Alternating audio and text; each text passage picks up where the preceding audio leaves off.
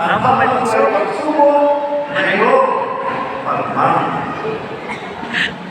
Walang tatama, Father. Puro pag-asa. Yan po, tama po. May buhay. Walang pangalang mayon.